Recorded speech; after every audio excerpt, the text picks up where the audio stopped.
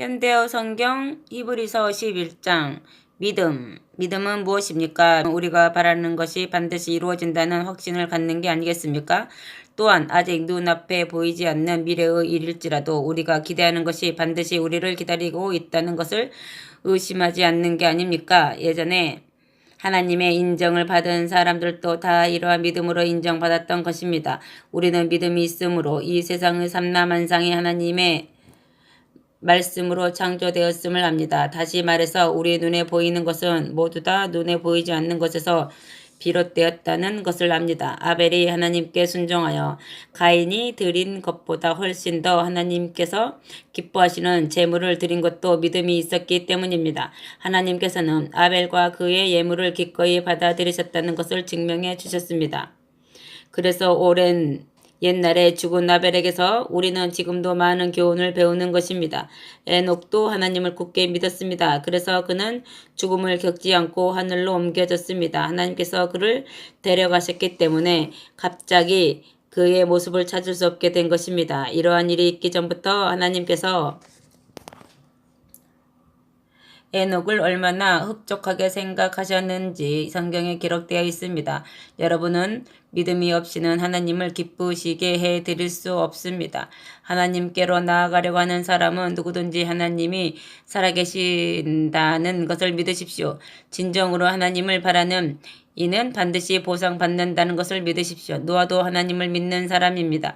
그는 하나님께서 장차 일어날 일을 경고해 주셨을 때 홍수의 조짐 같은 것이 전혀 없는데도 그 말씀을 믿었습니다. 그리고 시간을 허비하지 않고 방주를 만들어 자기 가족을 구해냈습니다.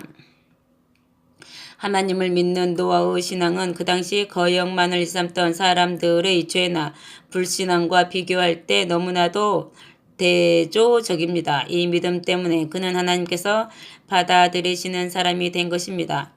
아브라함도 하나님을 굳게 믿었습니다. 그래서 하나님께서 그에게 고향을 떠나 약속해 준 먼 땅으로 가라고 지시하셨을 때 아브라함은 그대로 순종하였습니다. 그는 자신이 가는 곳이 어디인지도 모른 채 고향을 떠났습니다. 그리고 하나님께서 약속하신 땅에 들어가서 훗날 하나님께 같은 약속을 받은 이삭과 야곱처럼 천막을 치고 살았습니다. 아브라함은 하나님께서 튼튼한 기초 위에 세운 하늘의 도성으로 그를 데려가 주시리라는 확신 속에서 기다리고 산 것입니다. 그 하늘의 도성은 바로 하나님께서 설계하고 건설하신 곳입니다. 아브라함의 아내 사라도 믿음이 깊었습니다. 사라는 이미 나이가 많이 들어 아기를 낳을 수 없었지만 하나님께서 반드시 약속을 이루어 주시리라는 믿음을 굳게 갖고 있었으므로 어머니가 될 수 있었습니다. 아기를 가지기에는 너무나 늙은 아브라함에게서 하늘의 별과 바다의 모래와 같이 셀 수 없을 만큼 많은 자녀들이 태어나 그 민족을 이룬 것입니다. 지금 내가 열거한 이 사람들은 하나님께서 약속하신 것을 다 얻은 뒤 죽은 것은 아닙니다. 그들은 단지 그 약속이 자기 앞에 다가오고 있는 것을 기쁨으로 기다렸습니다. 그들은 세상이 참 고향이 아니고 다만 자신들은 잠시 이 땅에 나그네로 와 있는데 불과하다는 것을 알고 있었습니다. 그들이 이렇게 생각한 것으로 보아 하늘에 있는 참 고향을 그리워했음을 알 수 있습니다. 만일 그들이 이 세상의 여러 가지 달콤한 생활로 돌아가기를 원했다면 언제든지 돌아갈 수 있었습니다. 그러나 그들은 그것을 원하지 않고 하늘의 도성을 바라보며 살았습니다. 그래서 하나님 역시 그들의 하나님이라고 불리는 것을 수치로 여기지 않으시고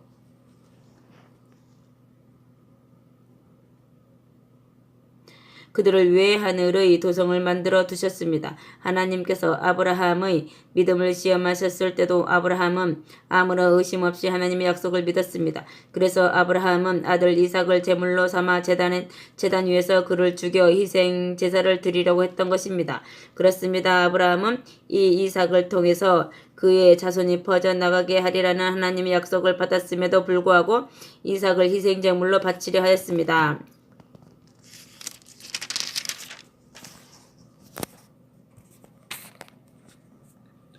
만일 이삭이 죽더라도 하나님께서 다시 살리시리라고 아브라함은 믿었던 것입니다. 그리고 바로 그와 같은 일이 이루어졌습니다. 죽을 운명에 놓여있던 이삭이 살아있는 그대로 다시 아브라함에게 되돌아온 것입니다. 하나님께서 장차 자신의 두 아들 야곱과 에서에게 복을 내려 주시리라는 것을 이삭이 알게 된 것도 그에게 믿음이 있었기 때문입니다. 야곱은 나이가 들어 죽을 때 지팡이를 의지하고 서서 믿음으로 하나님께 기도드린 뒤 요셉의 두 아들을 축복해 주었습니다. 요셉이 임종을 맞았을 때 이스라엘 백성들을 하나님께서 애굽에서 이끌어내시리라고 말한 것도 그에게 확고한 믿음이 있었기 때문입니다. 그래서 그는 자손들에게 애굽을 떠날 때 자기의 유골도 가지고 나가달라는 부탁을 한 것입니다. 모세의 부모도 믿음이 깊은 사람들이었습니다. 그들은 하나님께서 자기들에게 비범한 아들을 주셨다는 것을 알자 애굽 왕이 그 아기를 잡아 죽이라는 특명을 내렸음에도 불구하고 하나님께서 그 아기를 구원해 주시리라는 것을 의심치 않았습니다. 그래서 그 아들을 석 달 동안 숨겨놓고도 조금도 두려워하지 않았습니다. 모세가 어른이 되었을 때 애굽 왕의 손자로 불리는 것을 거절한 것도 그에게 믿음이 있었기 때문입니다.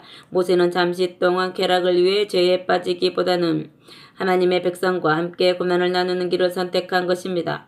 애굽의 모든 보화를 소유하는 것보다는 장차 오시기로 약속된 그리스도를 위하여 고난받는 편이 훨씬 더 낫다고 믿었던 것입니다. 하나님께서 그에게 주실 그 은상을 더 바란 것입니다. 그는 하나님을 믿었으므로 왕의 분노도 무서워하지 않고 애굽 땅을 떠났습니다. 그는 보이지 않으시는 하나님을 마치 자기 곁에서 동행하시는 것처럼 여기며 전진해 나갔습니다. 모세가 하나님의 지시대로 사람들에게 어린 양을 잡게 하고 그 피를 그들의 집 문설주에 뿌리라고 명령한 것도 하나님께서 그 백성을 구원하시리라는 것을 믿었기 때문입니다. 그 결과 애굽 사람들의 맏아들은 하나님께서 보내신 죽음의 사자 손에 다 죽었지만 이스라엘 집안의 맏아들은 다 보호를 받았습니다. 이스라엘 백성들은 하나님을 믿고 마치 마른 땅을 밟고 가듯 홍해를 건너갔지만 그들을 추격하던 애굽 사람들은 모두 물에 맞아 죽었습니다. 이스라엘 사람들이 하나님의 명령대로 이랫동안 여리고 성곽을 돌자 성벽이 무너진 것도 그들의 믿음 때문이었습니다. 장녀 라합이 이스라엘의 정탐꾼을 자기 집에 숨겨준 것도 하나님의 능력을 믿었기 때문입니다. 그래서 하나님께 불순종한 여리고성 사람들이 멸망할 때 라합은 구원받았습니다. 이제 얼마나 더 말해야겠습니까? 기드온, 바락, 삼손, 입다, 다윗, 사무엘, 그 밖에 다른 예언자들의 신앙에 대해서 다 이야기하자면 아무리 해도 시간이 모자랄 것입니다. 이 사람들은 모두 한결같이 하나님을 믿었습니다. 그 결과로 그들은 전장에서 승리하였고 이웃 나라들을 정복하였으며 자기 백성들을 정의로 다스리고 하나님께서 약속하신 것을 받았습니다. 또한 사자굴에 던져졌으나 해를 받지 않았고 맹렬히 타는 불구덩이에 던져졌으나 조금도 상처를 입지 않았습니다. 어떤 사람은 믿음으로 죽음의 칼날을 피해서 위험을 면하였습니다. 어떤 사람은 병들어 연약하였으나 믿음으로 다시 건강하게 되었고 또 어떤 사람은 전쟁터에서 믿음으로 큰 힘을 얻어 적군을 전부 격퇴시키고 승리를 거두기도 하였습니다. 그리고 어떤 여자들은 믿음이 있었으므로 사랑하는 가족이 죽었다가 다시 살아나는 기쁨을 맛보았습니다. 어떤 사람들은 장차 더 나은 생명의 부활을 얻으려고 감옥에서 풀려나는 대신 매맞고 사형을 당하기도 하였습니다. 그들은 하나님을 배반하고 자유의 몸이 되기보다는 죽음을 선택한 것입니다. 어떤 사람들은 조소당하고 매맞고 다른 사람들은 쇠사슬에 묶여 감옥에 갇혔습니다. 어떤 사람들은 돌에 맞아 죽고 어떤 사람은 톱의 두 동광으로 잘려 죽었습니다. 또 어떤 사람들은 믿음을 버리고 풀려나기보다는 칼에 맞아 죽는 편을 택하였습니다. 어떤 사람들은 양이나 염소 가족으로 변장을 하고 광야와 산을 방황하였고 동굴이나 토굴에서 숨어 살며 굶주림과 병과 학대에 시달려야 했습니다. 이 사람들은 끝까지 하나님을 믿었으므로 하나님께 인정을 받았습니다. 그러나 약속하신 것을 전부 다 받은 것은 아니었습니다. 하나님께서는 우리를 위해 보다 더 좋은 것을 준비해 두신 것을 그들에게도 주시려고 기다리라고 하셨던 것입니다. 아멘. 12장 하나님의 훈련. 이처럼 수많은 믿음의 사람들이 경기장에 둘러앉아 우리의 경기를 지켜보고 있습니다. 그러니 어떻게 우리가 속도를 늦추거나 뒤로 물러설 수 있겠습니까? 이제는 다리에 달라붙어서 덜어버리십시오. 그래서 하나님께서 우리 앞에 정해 놓으신 이 특별한 경주에 인내를 가지고 달려갑시다. 우리의 믿음의 근원이며 완성자이신 예수만을 바라봅시다. 그분은 십자가 죽음 뒤에 올 기쁨을 하시고 그 십자가를 수치로 여기지 않으시고 거기에 달려 죽으셨습니다. 그리고 지금은 하나님의 보호자 오른편의 영예로운 자리에 앉아 계십니다. 만일 여러분이 지치거나 낙심케 되거든 죄인들의 무서운 만행을 참고 견디신 예수의 일을 생각하십시오. 여러분이 죄나 유혹과 맞서서 싸우고는 있지만 아직 피 흘릴 정도로 심한 싸움을 치른 경험은 없지 않습니까? 하나님께서 마치 자녀들에게 말씀하시듯 여러분에게 격려의 말씀을 주신 것을 여러분은 벌써 다 잊어버렸습니까? 하나님께서는 이렇게 말씀하셨습니다. 내 아들아, 주께서 네게 징계를 내리실 때 너는 화를 내서는 안 된다. 주께서 네 잘못을 책망하실 때 너는 좌절해서는 안 된다. 주께서 너를 징계하시는 것은 너를 사랑하신다는 증거이기 때문이다. 주께서 너를 채찍으로 때리시는 것은 네가 하나님의 참 자녀이기 때문이다. 하나님께서 내리시는 시련을 참아 내십시오. 하나님께서는 아버지로서 당연히 자녀에게 하실 일을 하고 계십니다. 아버지로서 자기 자식을 단련시키지 않는 사람이 어디 있겠습니까? 만일 여러분이 잘못을 저질렀다면 자녀가 부모에게 꾸지람을 듣듯 하나님의 질책을 받는 것도 당연합니다. 그렇지 않다면 여러분은 하나님의 자녀도 가족도 될 수 없습니다. 비록 우리를 낳아준 아버지가 우리를 꾸짖고 야단치는 일이 있다 해도 우리는 그를 따르고 존경합니다. 그렇다면 참되게 사는 것을 가르치려고 하시는 하나님의 시련을 기쁜 마음으로 받아들이는 것이 당연하지 않겠습니까? 우리를 낳아준 아버지는 우리의 앞날을 위해 그가 알고 있는 지식으로 극히 짧은 기간 동안만 우리를 훈련합니다. 그러나 하나님께서는 우리에게 가장 좋은 것을 주시고 그분의 거룩하심을 나누어 주시려고 언제나 바르게 견책하시는 것입니다. 무슨 벌이든 받을 때는 즐겁기보다는 상처를 받습니다. 그러나 나중에 가서는 그것이 유익한 결과를 낳아 믿음이나 성격이 다 성장하고 있다는 것을 알게 됩니다. 그러므로 여러분은 느슨해진 주먹을 힘껏 쥐고 떨리는 무릎을 굳게 일으켜 세우십시오. 그리고 여러분이 걸어가기에 똑바르고 평평한 길을 열어 나가십시오. 그러면 여러분을 뒤따라가는 이들이 비록 약하고 절름거리는 사람들일지라도 넘어지거나 부상당하지 않고 오히려 튼튼하게 될 것입니다. 아멘.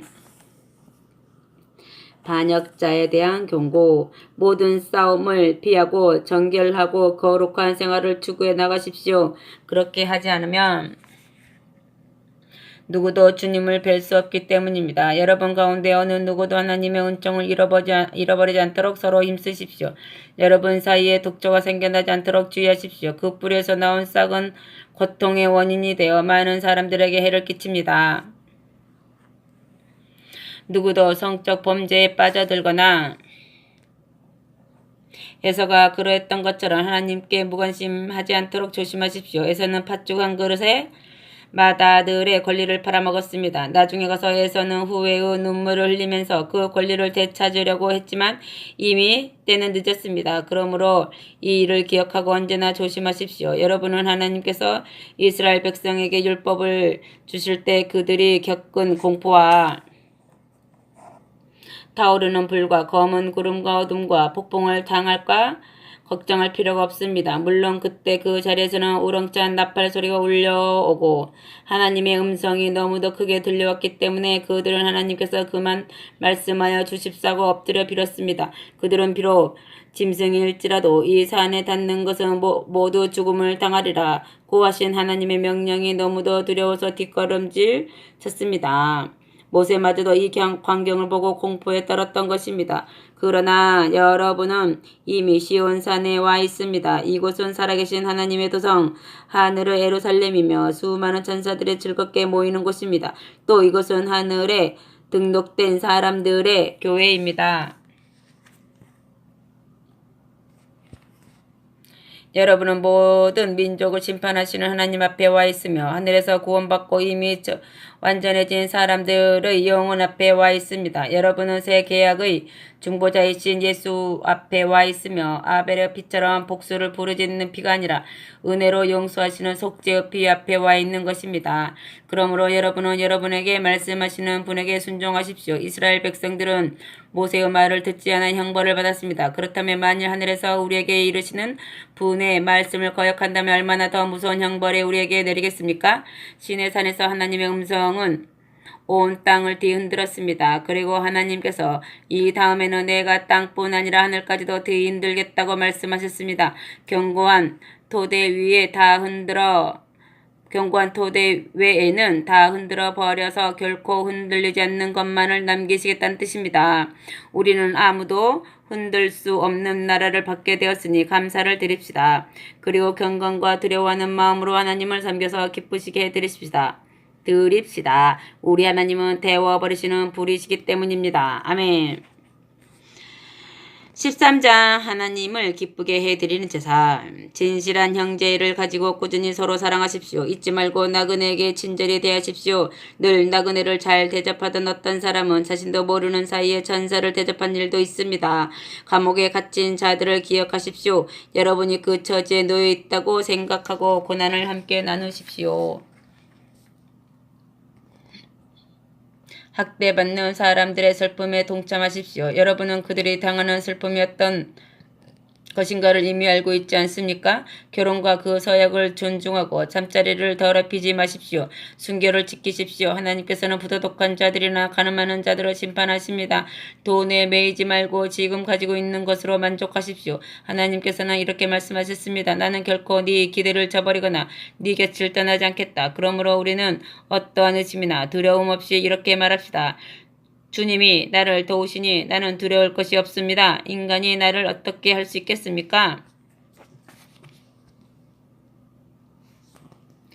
여러분에게 하나님의 말씀을 가르쳐준 지도자들을 기억하십시오. 그들의 삶에서 모범이 될 것을 마음에 새겨두십시오. 그리고 그들을 본받아 주님을 믿으십시오. 예수 그리스도께서는 어제나 오늘이나 영원히 변치 않으십니다. 그러므로 이상한 풍조나 새로운 사상의 마음을 빼앗기지 마십시오.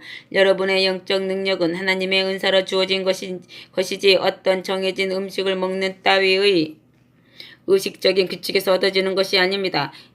그런 규칙에 얽매인 사람은 아무런 유익도 얻지 못하였습니다. 우리에게는 오직 단 하나의 제단이 있습니다. 그리스도께서 희생 제물이 되신 십자가라는 제단입니다.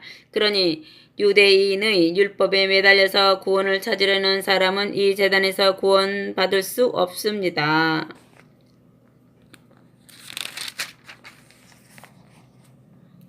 유대인의 율법 제도에 따르면 대제사장은 속죄 제물로 죽인 짐승의 피를 가지고 성소에 들어갑니다. 그리고 그 짐승의 몸은 성 밖에서 불에 태워버립니다. 예수께서 성 밖에서 받으신 고난도 바로 이러한 희생을 뜻합니다. 이 성 밖에서 흘리신 예수의 피가 우리 죄를 씻어주신 것입니다. 그러니 우리도 성문 밖으로 나아갑시다.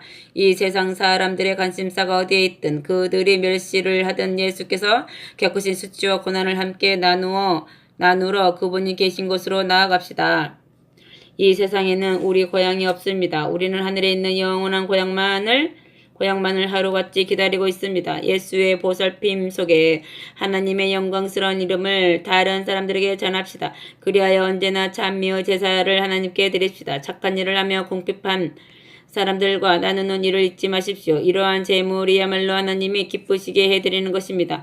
여러분의 믿음을 지도하는 이들에게 순종하고 그들의 가르침을 기쁜 마음으로 실행하십시오. 여러분의 영혼을 돌보는 일을 맡은 그들은 장차 자기의 직무를 얼마나 충실히 이행했는가를 하나님께 아릴 것입니다. 그때 그들이 여러분에 관한 보고를 슬픈 마음이 아니라 기쁜 마음으로 죽게 할 수 있도록 해주십시오. 그것은 다 여러분을 위한 일입니다. 우리를 위해 기도해 주십시오. 우리는 늘 깨끗한 양심으로 바르게 살기를 원하고 있습니다. 나는 지금 더욱 절실히 여러분의 기도가 필요합니다. 여러분의 기도에 힘입어 하루빨리 여러분 곁으로 돌아가고 싶기 때문입니다. 아멘. 축복과 작별 인사. 우리 주 예수를 죽은 자 가운데서 살리신 평화와 하나님께서 여러분이 하나님의 뜻을 따르게 불편이 없도록 모든 여건을 구비해 주시기를 기도합니다. 하나님과 여러분 사이에 세우신 영원한 계약을 피로 서명해 주신 양들의 위대한 목자 예수 그리스도께서 당신의 권능으로 여러분이 하나님을 기쁘시게 하는 일만 하게 해 주시기를 빕니다. 그리스도께 영원한 영광이 있기를 빕니다. 아멘. 형제들이여, 비록 요점만 짤막하게 쓴 편지지만 나의 당부를 인내를 가지고 이루어 주십시오. 형제 디모데가 방금 감옥에서 풀려나왔음을 알려드립니다. 그가 곧 이곳에 오면 그와 함께 여러분을 만나러 가겠습니다. 여러분의 지도자들과 그곳에 있는 모든 신도들에게 문안을 드립니다. 여기 나와 같이 있는 이달리아에서 온 그리스도인들이 여러분에게 사랑을 보냅니다. 하나님의 은총이 여러분과 함께 하시기를 빕니다. 아멘.